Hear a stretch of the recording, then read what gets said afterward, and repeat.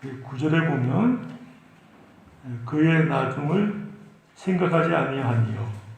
그 말씀을 중심으로 해서 오늘 설교 제목은 나중을 생각하지 아니함 제목으로 말씀을 나누겠습니다. 여기 1절에 슬프다 이 말씀을 박윤성 목사님은 이 슬프다를 어떻게 이렇게 해석하셨어요. 어떻게 할꼬 뭐 그런 말씀이에요.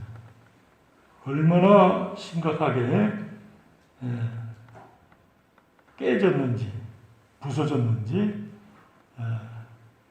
회복할 그 방법이 없다 이런 말씀이에요. 바빌론이 유다를 침입해서 예루살렘 성전을 다 깨뜨리고 그 성전 기명들 보물들을 다 빼앗아가고 지도자들은 다 죽거나 도망가고 아주 연세가 많은 할아버지 또 지체장애자들 그리고 아주 어린 사람들만 남겨놓고는 싹 다 죽이거나 잡아가고 뭐 바벨론뿐만 아니라 주변에 암몬, 에돔, 모압 또 블레셋 이쪽으로 아람, 또 엘람, 밑으로 애굽 전체가 달라붙어가지고는 유다 백성들을 침탈하고 빼앗고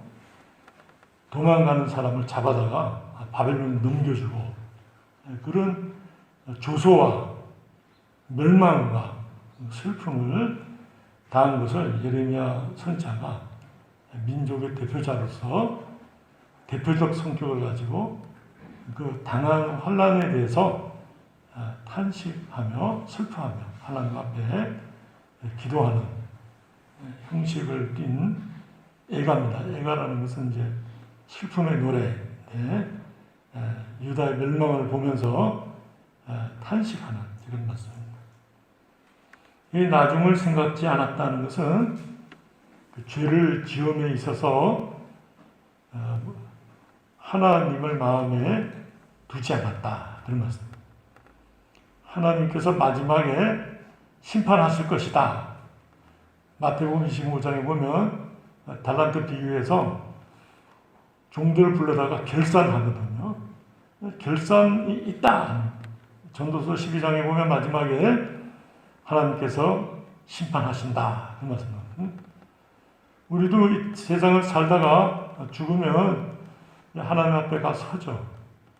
결산도 하고 심판도 받습니다. 심판은 물론 지옥에 가는 심판은 아니지만은 하나님께서 우리들을 보신다. 그걸 생각하는 사람들은 죄를 짓고자 할 때 벌써 그 죄로 말미암는 벌과 심판을 생각하면 두렵단 말이에요.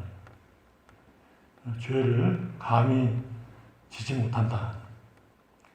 죄를 짓는 것은 처음에는 뭐 좀 떨면서 부끄러워하면서 죄를 짓죠. 습관이 되면 양심의 화해를 맞아서 감각이 없단 말이에요. 좀 더 나아가면 철면피가 돼서 당연히 그렇게 할 수 있는 것처럼 요즘 세상 속에 아예 법으로 정해서 그 악한 것을 공식화해버리죠.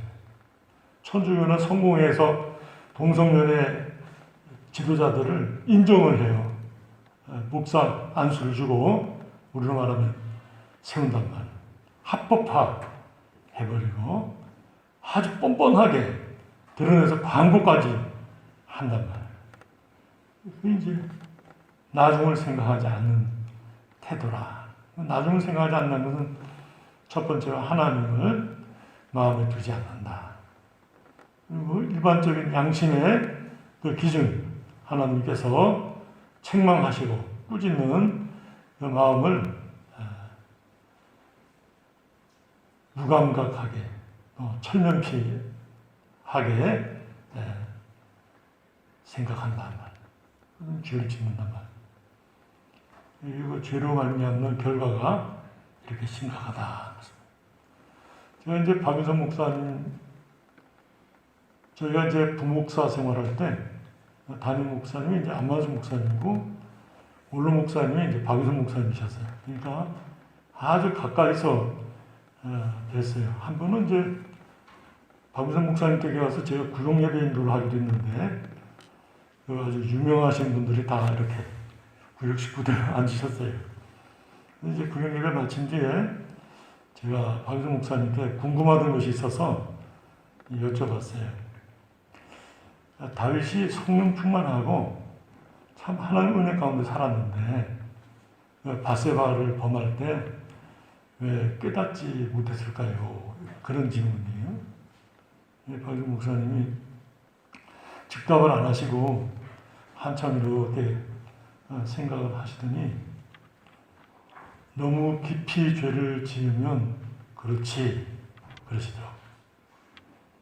깊다는 것은 아주 몰두한다고 할까요? 근데 어떤 면에서는 다윗이 치명적인 약점이 아니었나. 사람마다 이제 약점이 있잖아요. 어떤 사람은 돈에 약하다든지, 어떤 사람은 명예에 약하다든지, 어떤 사람은 또 여자에 약하다든지, 이성에 약한지, 그런 이제 부분들이 있는데, 특별히 다윗이 그 부분에 약하지 않았나. 그렇게 말씀을 하셔요. 그러니까 죄를 깊이 지면 깨닫지 못한다. 너무 깊이 들어가서 알지 못하는 거예요. 이건 이제 유다죄는 반복해서 계속 이게 겹쳐지고 쌓이면서 깊어지는 거거든요. 그래서 하나님께서 선자를 보내서 막 꾸짖고 책망하고 못 깨달으니까 이사야나 예레미야를 통해서 실제적으로 헐벗고 굶주리고 포위될 것을 밤에 성벽을 뚫고 아주 긴급히 피난하는 사람 모양으로 뚫고 나가가지고는 버선발로 헐벗은 옷을 입고 3년씩 이렇게 이스라엘 백성들 앞에 유다 앞에 보여주거든요. 시청각 예언이라고 해서 선자가 실제로 당하는 것으로 보여준단 말이에요. 그래도 깨닫지 못하는 거지. 그렇게 심각하게 영적으로 하나님을 떠나고 하나님을 믿지 않았다. 예레미야 1장, 2장 말씀을 하나 보겠습니다. 예레미야 2장 13절 말씀 1052페이지 1052페이지 예레미야 2장 13절 말씀 내 백성이 두 가지 악을 행하였나니 곧 그들이 생수에 고는 데는 나를 버린 것과 스스로 웅덩이를 판 것인데 그것은 그 물을 가두지 못할 터진 웅덩이들입니다. 이스라엘은 이제 이 석회석 지역이에요. 그래서 비가 오면 다 구멍으로 빠져서 물이 없어요. 우물을 파도 한 10m에서 한 30m를 파야 계속 파서 들어가야 물을 만나는데 어떤 우물은 하루 종일 모아진 물을 들어봐야 20리터도 되지 않는다고 해요. 그래도 그게 이제 물이 있으니까 우물이라고 하는 거예요. 터진 웅덩이라는 건 뭐냐면 그래서 이 사람들이 이제 양을 먹이거나 어려운 때를 준비해서 구덩이를 파고 밑에를 찰흙으로 다져놓은 거예요. 물이 빠지지 않도록. 그래서 이제 비가 오면 그 웅덩이에 물이 모이죠. 가둬지면 양들이나 이제 짐승들이 먹고 허들의 물로 이제 썼어요. 그러니까 물이 이제 귀하다 보니까 그렇게 했어요. 실제적으로 이제 성지 순례 갔을 때 손 씻는 물이 있어요. 그 공원에. 손 씻으면 거기 앞에 비누나 세제를 사용하지 마십시오 했는데 손 쓰면 그 물이 쪼르륵 흘러가지고는 옆에 나무 있는 데로 가는 거예요. 나무에 물을 적시고 그 물이 썩 없어져요. 그러니까 그 물이 그냥 우리는 씻고 그냥 하수대로 빠져버리면 끝이잖아요. 이스라엘은 그 물이 아까우니까 손 씻고 그 물이 이렇게 나무에 물 주도록 그렇게 해놨어요. 강수량이 좀 많은 데가 800mm, 적은 데가 유대 광야 같은 경우는 400mm. 그럼 광야는 아예 비가 없고. 그러니까 이 물이 귀하죠. 근데 여기 보니까 생수에 버는 데는 하나님을 버리고 스스로 웅덩이를 팠는데 그 웅덩이는 물을 가두지 못할 터진 웅덩이니라. 우리로 말하면 밑 빠진 독이다. 그 말이죠. 근데 그 터진 웅덩이를 의지한단 말이에요. 야, 이거 물이 있으니까 든든하다. 이렇게 생각한단 말이에요. 전능하신 하나님, 이스라엘을 출애굽시키시고 능력으로 인도하신 그 하나님을 버리고 애굽을 의지했단 말이에요. 북쪽에서 쳐들어오면 남쪽을 의지하고 남쪽에서 쳐들어오면 북쪽을 의지하고 이렇게 의지하면서 든든하다. 우리도 어떤 어려움이 있겠다 하면 사람들이 가스와 라면과 생수를 쌀을 사다 놓잖아요. 그리고는 뭐 끄떡없다 이런 생각을 한다고요. 며칠 뭐 먹을 거밖에는 안 갖다 놨음에도 준비는 다 했다 이런 생각. 그게 무슨 준비가 있겠어요? 무슨 뭐 지금은 그것이 준비가 아니잖아요. 근데 그러고도 뭐 기도하는 사람 없단 말이에요. 하나님을 찾거나 특별 기도를 해야 되겠다 이런 생각을 하지 않고 빨리 가서 라면하고 가스하고 물하고 쌀 사다 놔야 되겠다. 한 쌀 한 2포대만 사다 놓으면 되지 않을까. 그렇다면 무슨 소용이 있겠어요, 그죠? 그런 터진 웅덩이를 놔둬놓고는 됐다. 뭐 전생이 나도 것 없다. 조금 있는 사람들은 말을 딱 준비해놨단 말이에요. 뭐 쳐들어오면 냅다 그냥 그거 타고 도망가야 되겠다. 그런 말씀이 성경에 나와요. 뭐 그 무슨 소용이 있겠어요. 그 바빌론 군대가 들어올 때 얼마나 뭐 전공세를 펴서 들어오는데 그걸 어떻게 막을 수가 있겠어요. 그러면서도 하나님을 찾지 않는단 말이에요. 터진 웅덩이에 만들어놓고 됐다 이렇게 생각하니까 기도하지도 않고 하나님을 찾지 않고 의뢰하지 않는다. 죄로 말미암아 하나님이 징계하실 때 하나님을 찾으면 살겠다고 했는데 하나님을 찾지 않는다. 그리고 더 악을 행한다. 종교적으로 윤리적으로 하나님을 거역하고 악을 행해서 자기 민족을 다른 나라에 신 한 켤레 값으로 팔아먹기까지 했다. 종으로 팔아먹고 그 악행을 행했다. 하나님께서 심판하겠다. 그 북쪽에서 바벨론을 거려다가 너희들을 치겠다. 그렇게 여러 선자들을 통해서 말씀하셨어요. 지도자들이 왕, 제사장, 고관들이 듣고도 까딱까딱. 어떤 왕은 성경책을 그냥 칼로 이렇게 양가죽을 비면서 화롯불에 던지기까지. 그리고는 예레미야 선자를 아예 가둬버려라 말도 못하게. 무릎은 웅덩이에다 던져버려. 아유 저러다 굶어 죽겠다. 그렇게 생각될 정도로 심각한 악을 행했다. 우리도 이제 마찬가지로 우리가 이 세상을 살면서 하나님이 우리의 삶을 주장하신다, 통치하신다 믿을 뿐만 아니라 우리가 나중에 우리 하나님께서 심판하신다 하는 걸 기억하는 생각을 가지는 것은 아주 중요해요. 그래서 내가 생활하는, 내가 사는 삶에 대한 평가를 하나님께서 결산하신다. 늘 마음에 가진단 말이에요. 제가 이제 잠깐 외국 여행을 가게 돼서 뭘 살 때 그 나라에서 쓸 것을 사는 게 아니거든요. 여행 끝나고 서울에 올 거니까 한국에서 사용할 수 있는 것을 사죠, 사도. 그럼 거의 사지 않죠. 여행에서 들어오는 사람이 무슨 냉장고를 거기서 아무리 싸다고 했는데 거기서 냉장고를 살 수 있겠어요. 조그만 것들 사죠. 근데 그 조그만 것들마저도 한국에서 사용할 수가 있을까?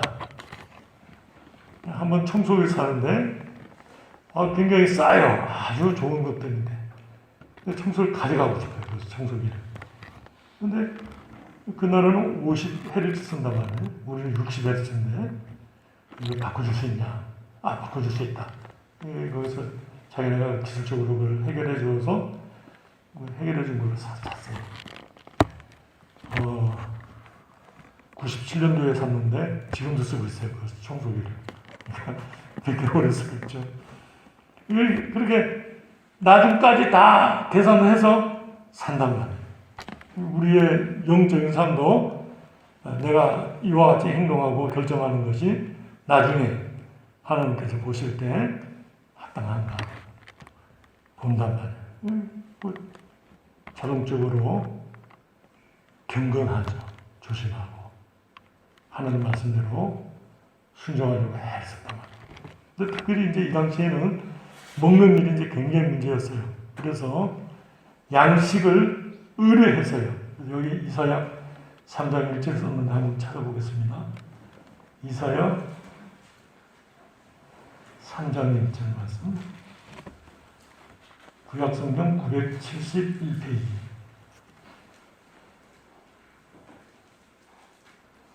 이사야 3장 1절 말씀. 보라, 주 만군의 여호와께서 예루살렘과 유다가 의뢰하며 의지하는 것을 제하여 버리시되 곧 그가 의지하는 모든 양식과 그가 의지하는 모든 물과 용사와 전사와 재판관과 선지자와 복술자와 장로와 50부장과 귀인과 모사와 정교한 장인과 음란한 여숫자를 그리하실 것이며 그가 또 소년들을 그들의 고관으로 삼으시며 아이들이 그들을 다스리게 하시리니. 그러면서 의지하던 양식을 제하여 버리겠다. 그 말씀이에요. 또 에스겔 4장 16절 말씀 하나 보겠습니다. 이사야, 예레미야, 에스겔 4장 16절 말씀.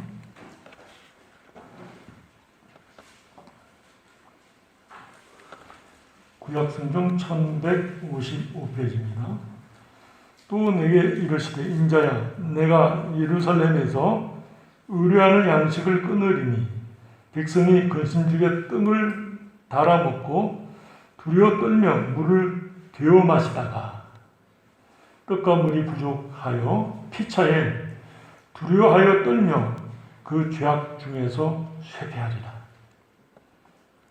떡을 달아먹는다는 건 뭐냐면 없으니까 떡을 가지고 이렇게 쪼개서 이거는 오늘 먹고 이거는 내일 먹고 이렇게 달아먹는 거다. 얼마나 결핍한 상태면 그렇게 먹겠거든요.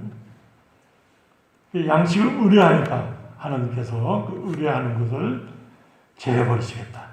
박윤 목사님도 해석하시기를 우리가 무엇을 의지하면 그 의지하는 것을 하나님 빼앗으시는데 그 빼앗으실 때 하나님 말고 그 의뢰했던 그것이 죄인 것인 그런 태도가 죄악인 것을 깨닫게 된다면 내가 왜 하나님을 의지하지 않고 먹는 것이나 이런 것들을 의지했을까? 그래서 가치관이 바뀌는 회개한단 말이야. 내가 하나님을 이렇게 섬겨야 되는데. 박윤선 목사님이 예전에 미국에 유학하실 때 한 번은 $10를 잃어버리셨대요. 지금은 뭐 $10 크지 않지만 아마 그때 굉장히 컸던 것 같아요. 한 이틀 그 $10가 어디 있는지 근심하시고 막 찾으셨어요. 그렇게 몰두해 본 적 없다 그렇게 말씀하신 만큼 심각하게 찾았어요. 그러다가 내가 하나님을 이렇게 찾아본 적 있는가? 그렇게 하면서 회개하셨다. 그 이제 올바른 태도예요. 우리가 물론 귀하지만 그보다 하나님을 찾는 것, 하나님께 마음을 두고 빼앗기지 않는 태도, 이게 참 귀하거든요. 우리는 뭘 잃어버리면 그 아주 하찮은 거지만 마음을 빼앗겨 버리고 상하고 탁 마음이 낙심이 되고 그렇단 말이에요. 사실 하나님을 잃어버렸다. 하나님을 내가 하루 종일 생각해 본 적이 없다. 그러면 그건 이제 심각한 것인데, 그 심각한 것은 이제 사실 탄식하며 주님을 찾는 것이 귀한 신앙생활이죠. 그건 뭐 대수롭지 않게 여기고, 주문했던 돈이나 어떤 것이 없어지면 그건 뭐 찾느라고 야단법석을 한단 말이에요. 태도가 건강한 태도가 아니죠. 오히려 그것은 버릴 수도 있고, 하나님은 버릴 수 없는 존재니까 우리가 사모하고 의지하고 기도해야 된다. 예수님 생활 속에서도 보면 무시로, 예수님 그 생활이 그렇게 고단하셨는데 무시로 하나님 앞 기도해.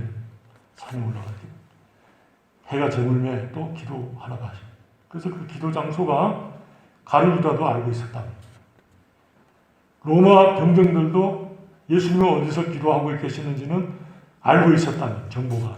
그럴 정도로 예수님이 어느 장소를 정해서 꾸준히 기도하셨다는. 왜? 그는 하나님의 아들이시지만 하나님과 영적 교통을 지속적으로 필요로 하시고 기도하셨다. 우리가 인생을 살면서 미래의 하나님께서 우리를 물론 천국에 들이시겠지만은 이와 같은 심판이 있다 하는 걸 기억하시면 좋겠어요. 나중을 생각하는. 제가 성경을 보다가 번쩍 하고 이렇게 눈이 띄었어요. 예전 성경에는 치마에 더러운 것이 묻었다 그런 표현을 해요. 근데 여기 오늘 우리 성경은 옷깃에 더러운 것이 묻었네. 더러운 것이 묻었다는 말은 뭐냐면 죄가 드러나 있는 거예요. 죄가 드러나 있는. 드러나도 마음 쓰지 않는다는 말이에요. 노골적이다 그 말이에요. 우리 보통 옷에 더러운 게 묻으면 그거 털고 또는 세탁을 하고 깨끗이 하려고 하잖아요. 그런데 그렇게 하지 않는단 말이에요. 더러운 채로 다닌다. 불결하단 말이에요. 그런 말씀. 우리가 하나님 앞에서 이거 옳은가, 이 태도가 옳지 않은가 분별해서 하나님 말씀대로 순종을. 내가 할 수 있으면 순종하고 내가 할 수 없으면 순종하지 않고, 그게 아니라 하나님 말씀에 100% 순종해야 되거든요. 내 생각 없이. 저 어떤 요즘에 이제 아내와 함께 드라마를 보고 있는데 뭐 그 드라마와 전혀 관계없이 어떤 생각이 쭉 들으면 아주 그 진실된 종들이 있는데, 여종들이 그 아씨를 섬기는 종들이에요. 근데 그 종들이 절대로 그 드라마 전체를 통해서 보면 자기 의견을 말하지 않아요. 주인이 딱 얘기를 하면 무슨 일을 하다가도 그 일을 충성하는데 자기 의견을 말하지 않아요. 그냥 침묵하고 옆에 서 있는 거죠. 그래서 주인이 부르면 그 부름에 따라서 순종을. 물론 주인이 어떤 때는 뭐 훌륭할 수도 있지만 어떤 때는 한심할 수도 있잖아요. 있지만 한심해도 전혀 자기 의견을 개의치 않고 충실하게 따르는. 아, 저게 종의 모습이구나. 이 종의 태도거든요. 우리가 하나님의 자녀로서 하나님의 말씀 앞에 순종하는. 저는 이렇게 생각하는데요. 그러면 벌써 그놈은 종의 자격이 없는 거예요. 아니면 뺨을 30대 때리라 그런 벌이 나오는데, 아유, 아주 무섭더라고요. 말을 한번 잘못했다고 뺨을 30대 때려줘. 아유, 그런 벌이 있더라고요. 이게 이제 참 두렵고 한편으로 귀한 거지. 하나님의 백성으로서 그 말씀을 순종하는. 물론 뭐 우리가 그렇다고 해서 모르는 것을 아는 척 할 수는 없잖아요. 그 어떤 뜻인가. 깨닫고자 물어볼 수 있죠. 그러나 순종하고자 하는 마음과 순종하지 않으려고 묻는 것과는 태도가 그 방향이 분명히 드러나니까 뭐 하나님 앞에서 그건 계산할 일이고 우리가 성실하게 그 말씀에 대해서 순종하고자 기울인다면 하나님께서 말씀을 깨닫게 하시죠. 다윗 그 성경 말씀을 오늘 아침에 제가 읽은 성경 보면 하나님 저에게 하나님 말씀을 깨닫게 해주시옵소서. 또 어떤 말씀은 가르쳐 주시옵소서. 그럼 제가 순종하겠나이다. 그리고 모르니까 그런 말씀을 하는 거 아니겠어요? 그죠? 이렇게 하나님 앞에 순종하는 하나님께서 은혜를 주셔서 깨닫고 그 배움을 가지고서 하나님 앞에 순종했습니다. 내가 내 어려운 때에 서약했는데 그 서약을 하나님 앞에 갚겠습니다. 그리고 그것을 하나님 앞에 백성들 앞에 가르치겠습니다. 이렇게 나오는 이제 참 진실한 성도의 태도라 그렇게 말할 수 있겠습니다. 기도하시겠습니다.